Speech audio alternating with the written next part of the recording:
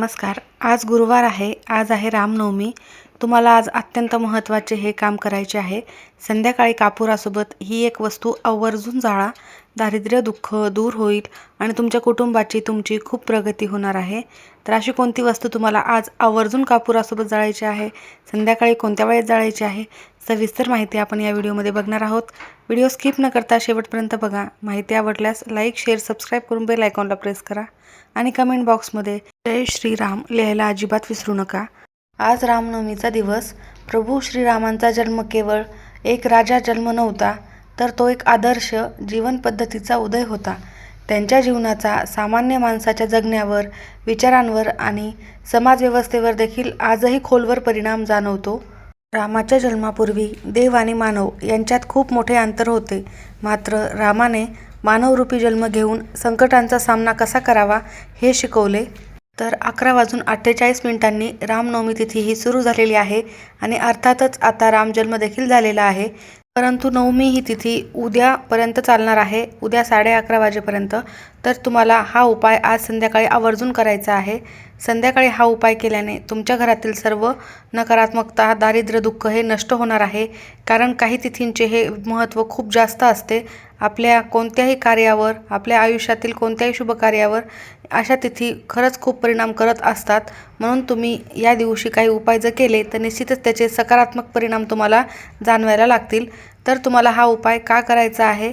तुमच्या घरामध्ये वारंवार काही ना काही समस्या निर्माण होत असतील, कधी तुम्हाला कामामध्ये यश मिळत नसेल, खूप कष्ट आणि मेहनत करून हवा तेवढा पैसा मिळत नसेल, किंवा मग पैसा भरपूर येतो पण तो घरामध्ये टिकत नाही आहे, अशा असंख्य समस्या असतील, मुलांच्या देखील प्रगतीमध्ये परिणाम होत असतील, किंवा मग आजारपण असेल, घरामध्ये वादविवाद, भांडणे होत असतील, अशा असंख्य समस्या असतील, सर्व दूर होण्यासाठी हा उपाय खूप प्रभावी ठरणार आहे. तर हा उपाय तुम्हाला कधी करायचा आहे? तर संध्याकाळी करायचा आहे. 5:30 वाजल्यापासून ते रात्री 9:30 वाजेपर्यंत हा उपाय तुम्ही कधीही करू शकता. जेव्हा तुम्हाला वेळ मिळेल त्यावेळी तुम्ही हा उपाय करायचा आहे. तिन्ही सांजेच्या वेळेला हा उपाय केला तर उत्तम ठरेल, कारण ही वेळ सकारात्मक लहरी यावेळी जास्त प्रमाणामध्ये सक्रिय असतात. ही वेळ माता लक्ष्मी घरी येण्याची वेळ असते. त्यामुळे तुम्ही यावेळेत हा उपाय करण्याचा जास्त प्रयत्न करा. त्यासोबतच तुम्हाला आज संध्याकाळी तुमच्या मुख्य प्रवेशद्वारावर 11 दिवे देखील लावायचे आहेत. आज रामनवमी असल्यामुळे असे दिवे लावल्याने तुमच्या आयुष्यातील कोणताही नकारात्मक अंधकार हा दूर होणार आहे. संकटे, विघ्न हे दूर होतील आणि नक्कीच तुमच्या आयुष्यामध्ये सकारात्मक प्रभाव हा जाणवायला लागेल. आजची तिथी अत्यंत शुभ असल्यामुळे तुम्हाला हा कापुराचा उपाय देखील करायचा आहे. कापूर खरं तर दररोजच घरात जाळणे अत्यंत शुभ मानले जाते, परंतु अशा विशेष तिथीवर जर तुम्ही कापुरासोबत काही वस्तू जाळल्या तर त्याचा शुभ परिणाम तुम्हाला पाहायला मिळेल. कारण आपल्या हिंदू धर्मामध्ये अशा काही घरीच वस्तू असतात ज्याचे खूप प्रभावी उपाय केले जातात आणि हे उपाय केल्याने निश्चितच फरक हा जाणवतो. तर तुम्हाला आज कोणती वस्तू अशी कापुरासोबत जाळायची आहे ते पुढे पाहूयात. आज रामनवमीच्या दिवशी तुम्हाला काही सेवा देखील करायच्या आहेत. तर तुम्हाला विजय मंत्राचा कमीत कमी 108 वेळेला जप करायचा आहे. यामुळे मनाला शांती मिळते, शक्ती मिळते. तर विजय मंत्र असा आहे: श्रीराम जय राम जय जय राम, श्रीराम जय राम जय जय राम. हा मंत्र तुम्ही आवर्जून म्हणायचा आहे. त्याचबरोबर राम गायत्री मंत्र देखील तुम्ही म्हणायचा आहे. तो मंत्र पुढील प्रमाणे आहे: ओम दशरथाय विद्महे सीतावल्लभाय धीमहि तन्नो राम प्रचोदयात. हा मंत्र देखील अत्यंत प्रभावी आहे. आजच्या या शुभ दिवशी तुम्हाला हे सर्व मंत्र म्हणायचे आहेत. मूलाक्षर मंत्र रामाय नमः आणि शांती मंत्र ओम रामचंद्राय नमः. या सर्व मंत्रांचा तुम्ही कमीत कमी 11 वेळेला 108 वेळेला जप केला तरीही चालेल. तुम्ही घरामध्ये दररोज कापूर जाळल्याने अत्यंत शुभ परिणाम पाहायला मिळतात. नकारात्मक ऊर्जा नष्ट होऊन सकारात्मक वाढते. त्यासोबतच घरातील वास्तुदोष, पितृदोष, सर्व वाईट शक्तींचा प्रभाव पूर्णतः नष्ट होतो. कापुराचा सुवास मनाला शांत करतो आणि घरातील वातावरण देखील प्रसन्न करतो. त्याचबरोबर हिंदू धर्मात आरतीच्या वेळी कापूर जाळणे हे अत्यंत महत्त्वाचे मानले जाते. यामुळे देवी देवतांचा आशीर्वाद आपल्याला मिळत असतो. कापूर जाळल्याने हवा देखील शुद्ध होत असते. सूर्यास्ताच्या वेळी घरातील प्रत्येक कोपऱ्यात कापूर जाळल्याने किंवा घरात सर्वत्र ठिकाणी त्याचा धूर पसरवल्याने घरातील भांडणे हे कमी होतात. म्हणून तुम्हाला आजच्या दिवशी संध्याकाळी हा उपाय आवर्जून करायचा आहे. तिन्ही संजेच्या वेळेत केला तर उत्तम ठरेल. सध्या चैत्र नवरात्र सुरू आहे आणि नवरात्रीमध्ये होम हवन करण्याला खूप महत्त्वाचे मानले जाते. अष्टमी, नवमी या तिथीला होम हवन आवर्जून केले जाते आणि आज अष्टमी आणि नवमी ही दोन्ही तिथी एकत्र आलेली आहे. या शुभ संयोगावर तुम्हाला हा कापुराचा उपाय केल्याने होम हवन केल्याचे पुण्यफळ प्राप्त होणार आहे. तर आज तुम्हाला हा उपाय जो करायचा आहे तो वर्षातून एकदाच केला जातो, तो म्हणजे फक्त रामनवमीला. त्यामुळे तुम्ही आज हा उपाय आवर्जून प्रत्येकाने करायचा आहे.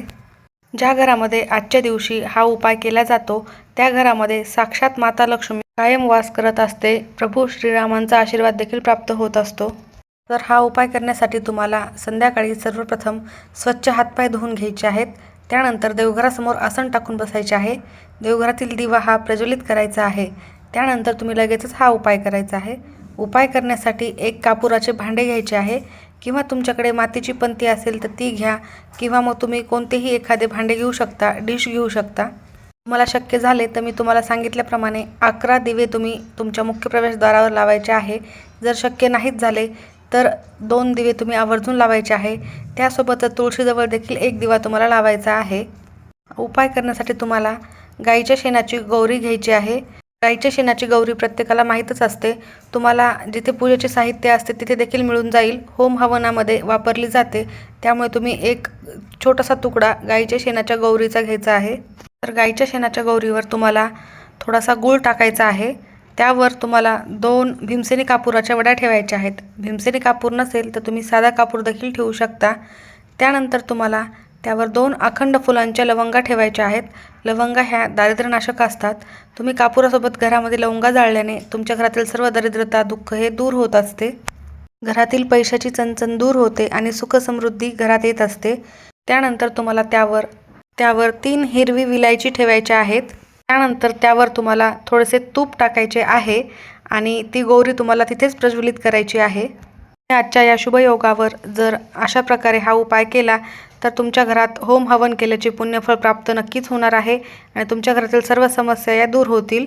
त्यावर तुम्हाला तूप हे आवर्जून टाकायचेच आहे, कारण तूप आहुती दिल्याचे पुण्यफळ प्राप्त होत असते. अष्टमी म्हणजे दुर्गा अष्टमी, नवमी एका दिवशी आलेल्याने तुम्हाला तूप हे आवर्जून टाकायचेच आहे.